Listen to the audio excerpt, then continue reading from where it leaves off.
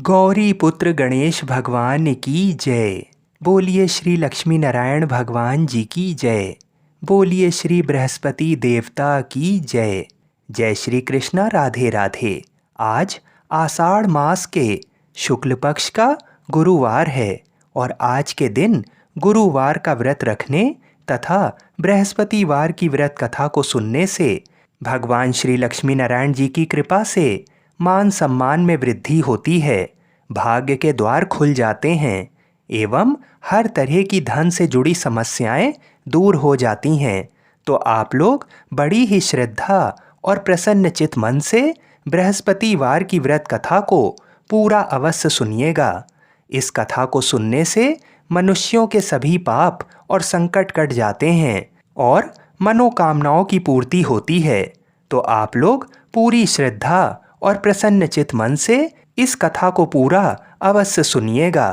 भारतवर्ष में एक प्रतापी और दानी राजा राज्य करता था। वह नित्य गरीबों और ब्राह्मणों की सहायता करता था। ये बात उसकी रानी को अच्छी नहीं लगती थी। वह न गरीबों को दान देती, ना ही भगवान का पूजन करती थी और राजा को भी दान देने से मना किया करती थी। एक दिन राजा शिकार खेलने वन को गए हुए थे तो रानी महल में अकेले थी। उसी समय बृहस्पति देव साधु वेश में राजा के महल में भिक्षा के लिए गए और भिक्षा मांगी तो रानी ने भिक्षा देने से इनकार किया और कहा, हे साधु महाराज, मैं तो दान पुण्य से तंग आ गई हूँ। मेरा पति सारा धन लुटाते रहता है। मेरी इच्छा है कि हमारा सारा धन नष्ट हो जाए, फिर ना रहेगा बांस ना बजेगी बांसुरी। साधु ने कहा, देवी तुम तो बड़ी विचित्र हो। धन संतान तो सभी चाहते हैं, पुत्र और लक्ष्मी तो पापी के घर में भी होने चाहिए। यदि तुम्हारे पास अधिक धन है तो भूखों को भोजन दो, प्यासों के लिए प्याऊ लगवाओ, मुसाफिरों के लिए धर्मशालाएं खुलवाओ। तो जो निर्धन अपनी कुंवारी कन्याओं का विवाह नहीं कर सकते हैं उनका विवाह करा दो। ऐसे और कई काम हैं जिनको करने से तुम्हारा यश लोक परलोक में फैलेगा। परंतु रानी पर उपदेश का कोई भी प्रभाव ना पड़ा। वह बोली, महाराज आप मुझे कुछ ना समझाइए। मैं ऐसा धन नहीं चाहती जो हर जगह बांटती फिरूं। साधु ने उत्तर दिया, यदि तुम्हारी ऐसी इच्छा है तो तथास्तु। तुम ऐसा करना कि बृहस्पतिवार को घर लीप कर पीली मिट्टी से अपना सिर धोकर स्नान करना, भट्टी चढ़ाकर कपड़े धोना। ऐसा करने से आपका सारा धन नष्ट हो जाएगा। इतना कहकर वह साधु महाराज वहां से चल दिए। साधु के अनुसार कही बातों को पूरा करते हुए रानी को केवल 3 बृहस्पतिवार ही बीते थे कि समस्त धन संपत्ति नष्ट हो गई। भोजन के लिए राजा का परिवार तरसने लगा। तब एक दिन राजा ने रानी से बोला कि हे रानी, तुम यहीं रहो, मैं दूसरे देश को जाता हूँ, क्योंकि यहाँ पर सभी लोग मुझे जानते हैं, इसलिए मैं कोई छोटा कार्य नहीं कर सकता। ऐसा कहकर राजा परदेश चला गया। वहाँ वह जंगल से लकड़ी काट कर लाता और शहर में बेचता। इस तरह वह अपना जीवन व्यतीत करने लगा। इधर राजा के परदेश जाते ही रानी और दासी दुखी रहने लगें। एक बार जब रानी और दासी को 7 दिन तक बिना भोजन के रहना पड़ा तो रानी ने अपनी दासी से कहा, हे दासी, पास ही के नगर में मेरी बहन रहती है, वह बड़ी धनवान है। तू उसके पास जा और कुछ ले आ ताकि थोड़ी बहुत गुजर बसर हो जाए। दासी रानी के बहन के पास गई। उस दिन गुरुवार था और रानी की बहन उस समय बृहस्पतिवार व्रत की कथा सुन रही थी। दासी ने रानी की बहन को अपनी रानी का संदेश दिया, लेकिन रानी की बड़ी बहन ने कोई उत्तर नहीं दिया। जब दासी को रानी की बहन से कोई उत्तर नहीं मिला तो वह बहुत दुखी हुई और उसे क्रोध भी आया। दासी ने वापस आकर रानी को सारी बात बता दी। ये सुनकर रानी ने अपने भाग्य को कोसा। उधर रानी की बहन ने सोचा कि मेरी बहन की दासी आई थी, परंतु मैं उससे नहीं बोली, इससे वह बहुत दुखी हुई होगी। कथा सुनकर और पूजन समाप्त करके वह अपनी बहन के घर आई और कहने लगी, हे बहन, मैं बृहस्पतिवार का व्रत कर रही थी। तुम्हारी दासी मेरे घर आई थी, परंतु जब तक कथा होती तब तक ना तो उठते हैं और ना ही बोलते हैं, इसलिए मैं कुछ नहीं बोली। कहो दासी क्यों आई थी? रानी बोली, बहन तुमसे क्या छुपाऊं, हमारे घर में खाने तक को अनाज नहीं था। ऐसा कहते कहते रानी की आंखें भर आईं। उसने दासी समेत पिछले 7 दिनों से भूखे रहने तक की बात अपनी बहन को विस्तार पूर्वक सुना दी। रानी की बहन बोली, देखो बहन, भगवान बृहस्पति देव सबकी मनोकामनाओं को पूर्ण करते हैं। देखो, शायद तुम्हारे घर में अनाज रखा हो। पहले तो रानी को विश्वास नहीं हुआ, पर बहन के आग्रह करने पर उसने अपनी दासी को अंदर भेजा तो उसे सचमुच अनाज से भरा एक घड़ा मिल गया। ये देखकर दासी को बड़ी हैरानी हुई। दासी रानी से कहने लगी, हे रानी, जब हमको भोजन नहीं मिलता तो हम व्रत ही तो करते हैं, इसलिए क्यों ना इनसे व्रत और कथा की विधि पूछ ली जाए ताकि हम भी व्रत कर सकें। तब रानी ने अपनी बहन से बृहस्पतिवार व्रत के बारे में पूछा। उसकी बहन ने बताया, बृहस्पतिवार के व्रत में चने की दाल और मुनक्का से भगवान विष्णु का केले की जड़ में पूजन करें तथा दीपक जलाएं, व्रत कथा सुने और पीला भोजन ही करें। इससे बृहस्पति देव प्रसन्न होते हैं। व्रत और पूजन विधि बताकर रानी की बहन अपने घर को लौट गई। 7 दिन के बाद जब गुरुवार आया तो रानी और दासी ने व्रत रखा। घुड़साल में जाकर चना और गुड़ लेकर आई, फिर उससे केले की जड़ तथा विष्णु भगवान का पूजन किया। अब पीला भोजन कहाँ से आए, इस बात को लेकर दोनों बहुत दुखी थीं। चूंकि उन्होंने व्रत रखा था, इसलिए बृहस्पति देव उनसे प्रसन्न थे। इसलिए वे एक साधारण व्यक्ति का रूप धरकर 2 थालों में सुंदर पीला भोजन दासी को दे गए। भोजन पाकर दासी प्रसन्न हुई और फिर रानी के साथ मिलकर भोजन को ग्रहण किया। उसके बाद वे सभी गुरुवार को व्रत और पूजन करने लगीं। बृहस्पति देव भगवान की कृपा से उनके पास फिर से धन संपत्ति आ गई, परंतु रानी फिर से पहले की तरह आलस्य करने लगी। तब दासी बोली, देखो रानी, तुम पहले भी इस प्रकार आलस्य करती थी, तुम्हें धन रखने में कष्ट होता था, इस कारण सभी धन नष्ट हो गया, और अब जब भगवान बृहस्पति देव की कृपा से धन मिला है तो तुम्हें फिर से आलस्य होता है। रानी को समझाते हुए दासी कहती है कि बड़ी मुसीबतों के बाद हमने ये धन पाया है, इसलिए हमें दान पुण्य करना चाहिए, भूखे मनुष्यों को भोजन कराना चाहिए और धन को शुभ कार्यों में खर्च करना चाहिए, जिससे तुम्हारे कुल का यश बढ़ेगा, स्वर्ग की प्राप्ति होगी और पितृ प्रसन्न होंगे। दासी की बात मानकर रानी अपना धन शुभ कार्यों में खर्च करने लगी, जिससे पूरे नगर में उसका यश फैलने लगा। बृहस्पतिवार व्रत कथा के बाद श्रद्धा के साथ आरती की जानी चाहिए। इसके बाद प्रसाद बांटकर उसे ग्रहण करना चाहिए। एक दिन राजा दुखी होकर जंगल में एक पेड़ के नीचे आसन जमाकर बैठ गया। वह अपनी दशा को याद करके व्याकुल होने लगा। बृहस्पतिवार का दिन था। एकाएक उसने देखा कि निर्जन वन में एक साधु प्रकट हुए। वह साधु वेश में स्वयं बृहस्पति देवता थे। लकड़हारे के सामने जाकर बोले, हे लकड़हारे, इस सुनसान जंगल में तू चिंता मग्न क्यों बैठा है? लकड़हारे ने दोनों हाथ जोड़कर प्रणाम किया और उत्तर दिया, महात्मा जी, आप सब कुछ जानते हैं, मैं क्या कहूँ। ये कहकर रोने लगा और साधु को अपनी आत्मकथा सुनाई। महात्मा जी ने कहा, तुम्हारी स्त्री ने बृहस्पति के दिन बृहस्पति भगवान का निरादर किया है, जिसके कारण रुष्ट होकर उन्होंने तुम्हारी ये दशा कर दी है। अब तुम चिंता को दूर करके मेरे कहने पर चलो तो तुम्हारे सब कष्ट दूर हो जाएंगे और भगवान पहले से भी अधिक संपत्ति तुम्हें देंगे। तुम बृहस्पति के दिन कथा किया करो। 2 पैसे के चने मुनक्का लाकर उसका प्रसाद बनाओ और शुद्ध जल से लोटे में शक्कर मिलाकर अमृत तैयार करो।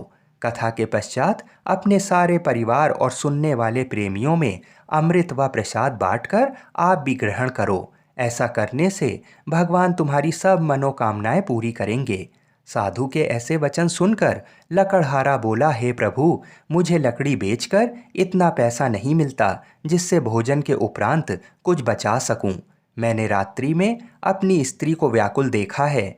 मेरे पास कुछ भी नहीं जिससे मैं उसकी खबर मंगा सकूं। साधु ने कहा, हे लकड़हारे, तुम किसी बात की चिंता मत करो। बृहस्पति के दिन तुम रोजाना की तरह लकड़ियां लेकर शहर को जाओ। तुमको रोज से दुगना धन प्राप्त होगा, जिससे तुम भली भांति भोजन कर लोगे तथा बृहस्पति देव की पूजा का सामान भी आ जाएगा। इतना कहकर साधु अंतर्ध्यान हो गए।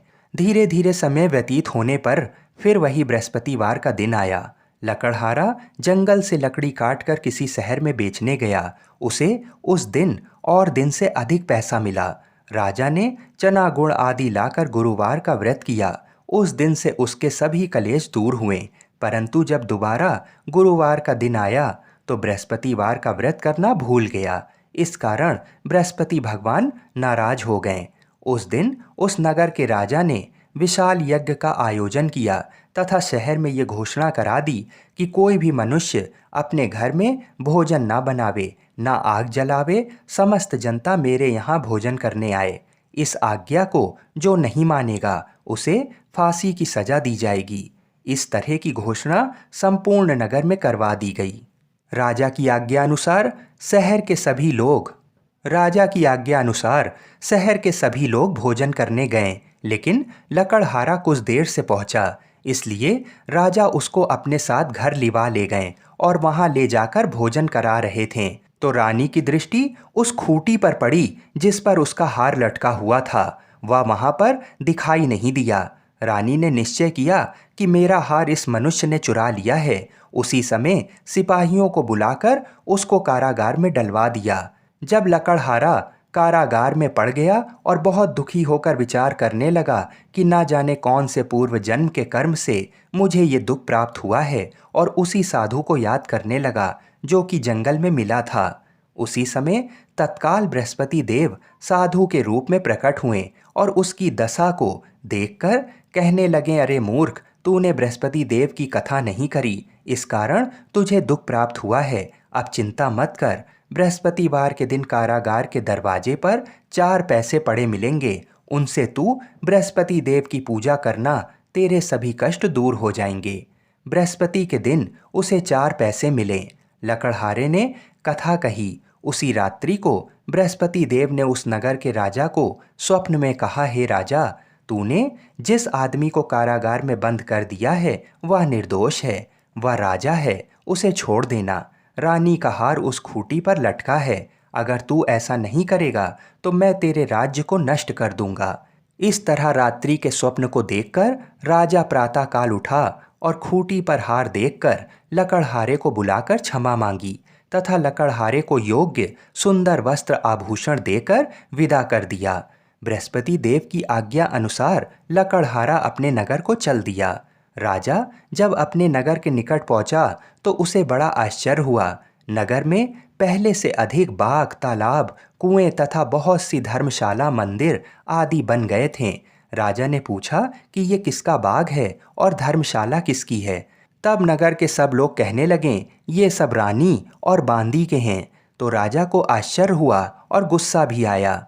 जब रानी ने ये खबर सुनी कि राजा आ रहे हैं तो उन्होंने दासी से कहा, हे दासी, देख राजा हमको कितनी बुरी हालत में छोड़ गए थे। हमारी ऐसी हालत देखकर वह लौट ना जाएं, इसलिए तू दरवाजे पर खड़ी हो जा। आज्ञा अनुसार दासी दरवाजे पर खड़ी हो गई। राजा आए तो उन्हें अपने साथ ले गई। तब राजा ने क्रोध करके अपनी रानी से पूछा कि ये धन तुम्हें कैसे प्राप्त हुआ। तब उन्होंने कहा कि हमें ये सब धन बृहस्पति देव के इस व्रत के प्रभाव से प्राप्त हुआ है। राजा ने निश्चय किया कि 7 रोज बाद तो सभी बृहस्पति देव का पूजन करते हैं, परंतु मैं प्रतिदिन दिन में 3 बार कहानी तथा रोज व्रत किया करूँगा। अब हर समय राजा के दुपट्टे में चने की दाल बंधी रहती तथा दिन में 3 बार कहानी कहता।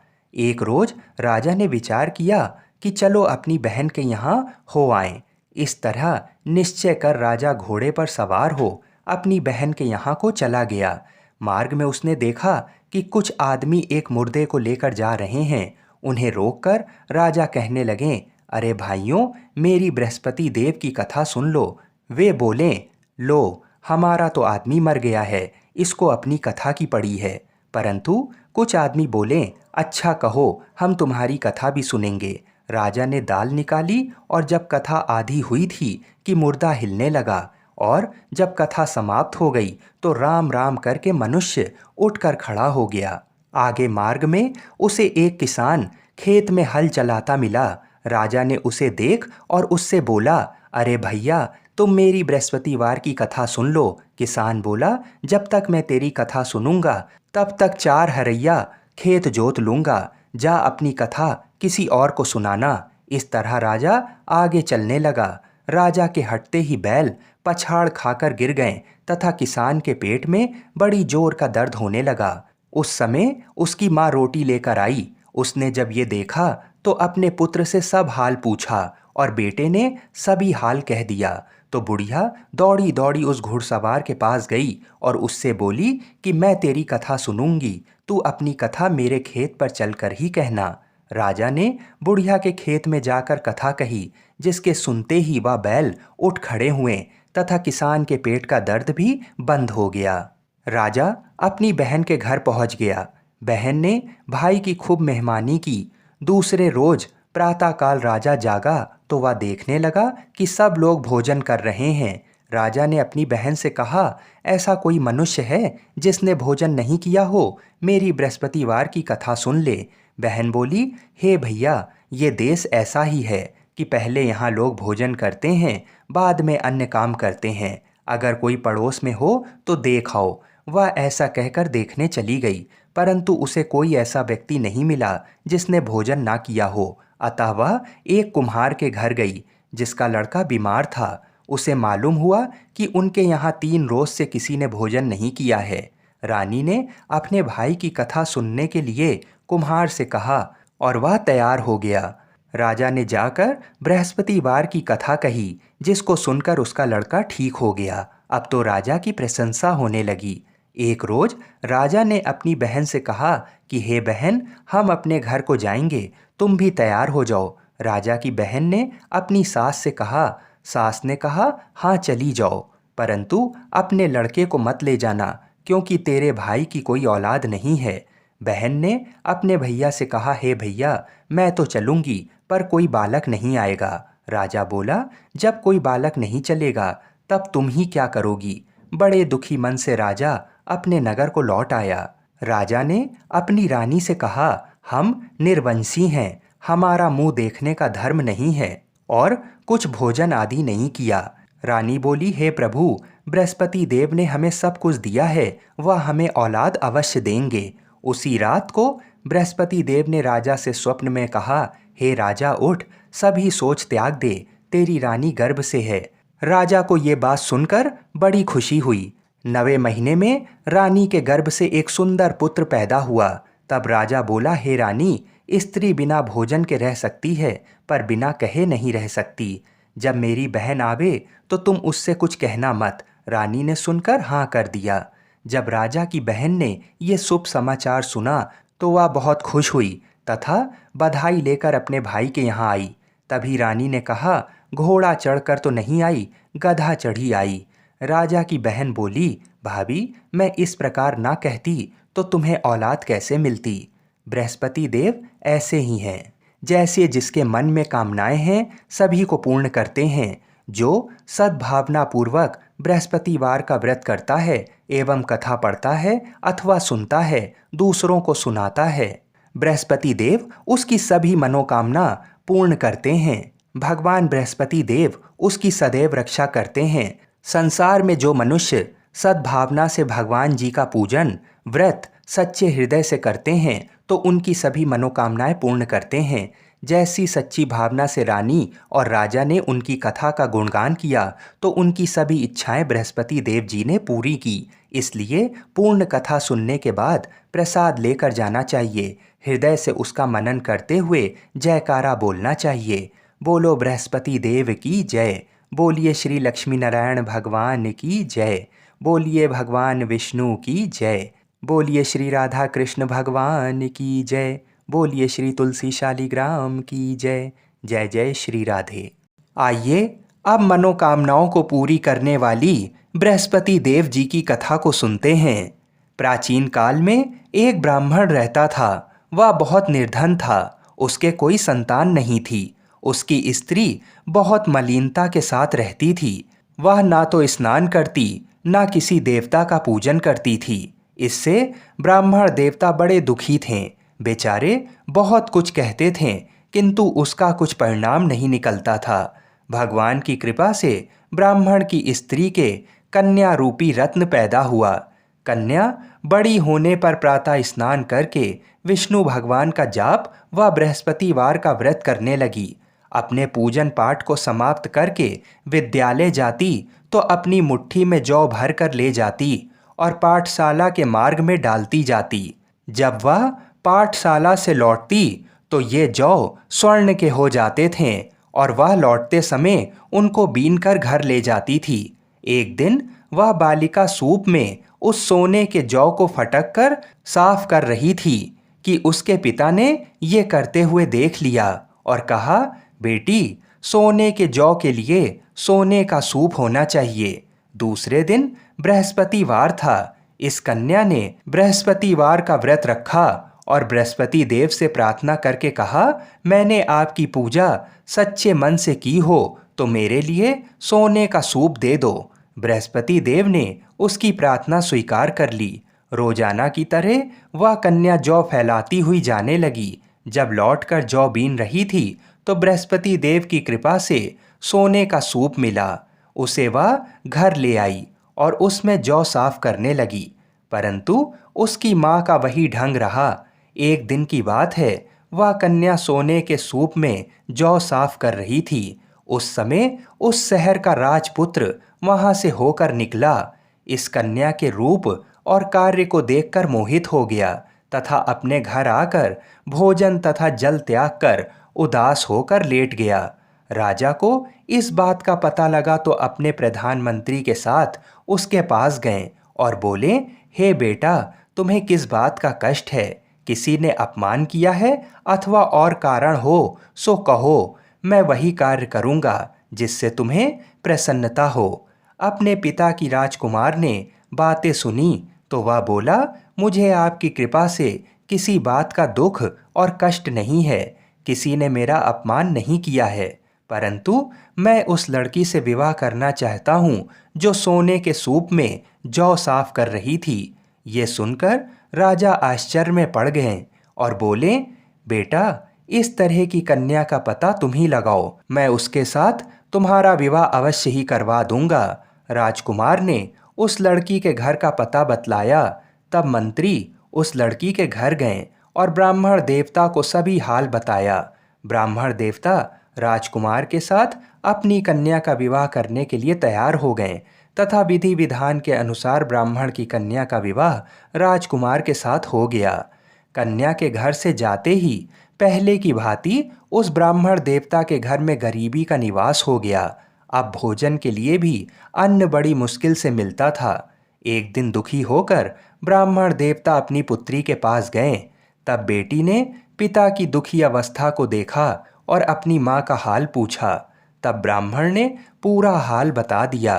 कन्या ने बहुत सा धन देकर अपने पिता को अपने घर से विदा कर दिया। इस तरह ब्राह्मण का कुछ समय सुखपूर्वक व्यतीत हुआ। कुछ दिन बाद वह फिर वही हाल का हो गया। ब्राह्मण फिर अपनी कन्या के यहाँ गया और सारा हाल कहा तो लड़की बोली, हे पिताजी, आप माता को यहाँ लिवा लाओ, मैं उसे विधि बता दूंगी जिससे गरीबी दूर हो जाए।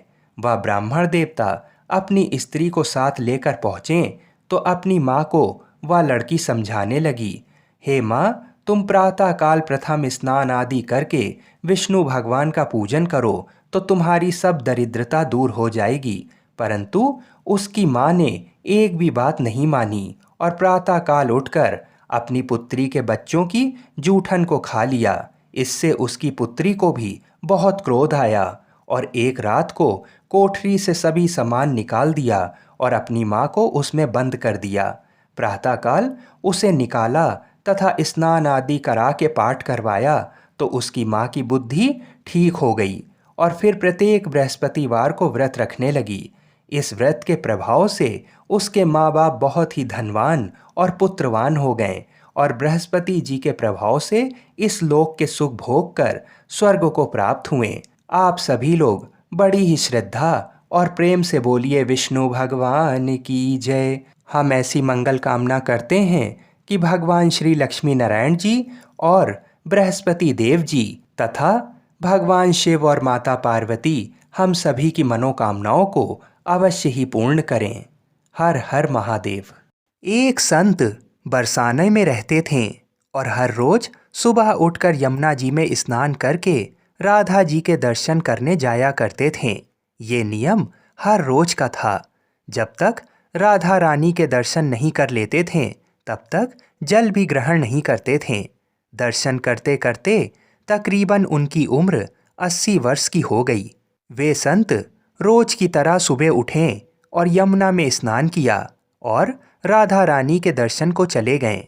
मंदिर के पट खुले और राधा रानी के दर्शन करने लगे। दर्शन करते करते संत के मन में भाव आया कि मुझे राधा रानी के दर्शन करते करते आज 80 वर्ष हो गए, लेकिन आज तक राधा रानी को कोई भी वस्त्र नहीं चढ़ाया।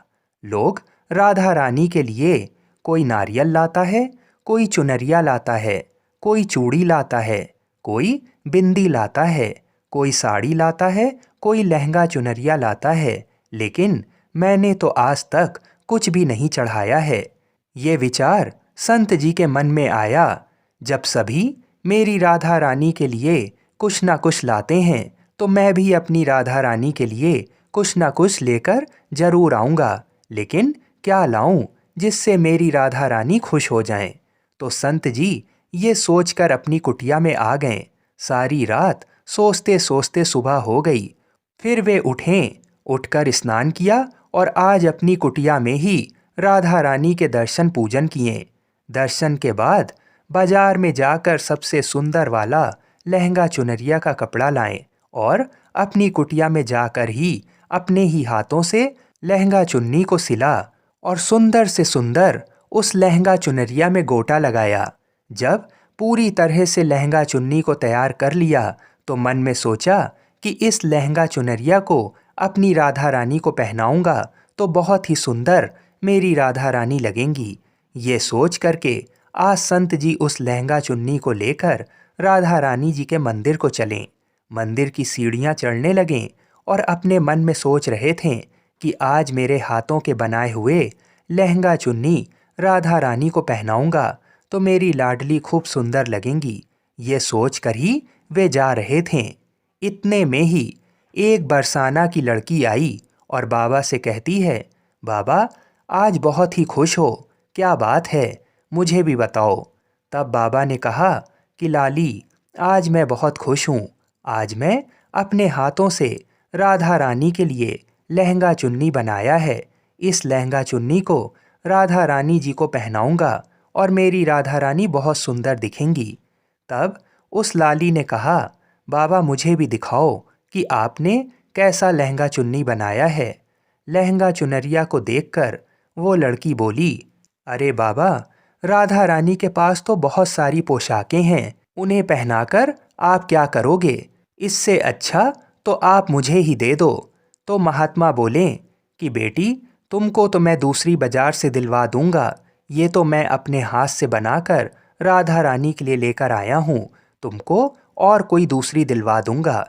लेकिन उस छोटी सी बालिका ने उस महात्मा का दुपट्टा पकड़ लिया और कहने लगी, बाबा ये मुझे दे दो।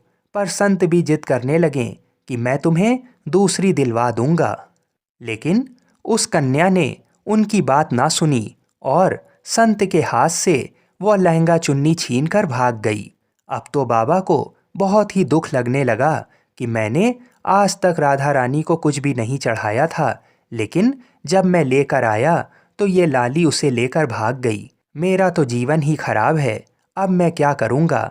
ये सोचकर संत उसी सीढ़ियों में बैठकर रोने लगे। इतने में कुछ अन्य संत वहाँ आए और पूछा, क्या बात है बाबा, आप क्यों रो रहे हैं। तो बाबा ने उन संतों को पूरी बात बताई। संतों ने बाबा को समझाया और कहा कि आप दुखी मत हो, कल दूसरी लहंगा चुन्नी बनाकर राधा रानी को पहना देना, चलो राधा रानी के दर्शन तो कर लो। इस प्रकार संतों ने बाबा को समझाया। बाबा मनी मन सोच रहे थे कि हो सकता है कि मुझसे कोई गलती हो गई होगी, जिससे लगता है कि किशोरी जी की यही इच्छा थी। शायद राधा रानी मेरे हाथों से बनी पोशाक पहनना ही नहीं चाहती थीं। ऐसा सोचकर बड़े दुखी होकर जा रहे थे। थोड़ी देर बाद मंदिर में आकर राधा रानी के पट खुलने का इंतजार करने लगें। थोड़ी ही देर बाद मंदिर के पट खुले तो संतों ने कहा, अरे बाबा, देखो तो आज हमारी राधा रानी बहुत ही सुंदर लग रही हैं। संतों की बात सुनकर जैसे ही बाबा ने अपना सिर उठाकर देखा तो जो लहंगा चुन्नी बाबा अपने हाथों से बनाकर लाए थे वही आज राधा रानी ने पहना था। बाबा बहुत ही खुश हो गए और राधा रानी से कहा, हे राधा रानी, आपको इतना भी सब्र नहीं रहा, आप मेरे हाथों से मंदिर की सीढ़ियों से ही लेकर भाग गईं, ऐसा क्यों? सर्वेश्वरी श्री राधा रानी ने कहा कि बाबा, आपके भाव को देखकर मुझसे रहा नहीं गया और ये केवल पोशाक नहीं है, इसमें आपका प्रेम है, इसलिए तो मैं खुद ही आकर आपसे लहंगा चुन्नी छीन कर भाग गई। इतना सुनकर के बाबा भाव विभोर हो गए और बाबा ने उसी समय किशोरी जी का लाख लाख धन्यवाद किया। बोलिए श्री राधा कृष्ण भगवान की जय।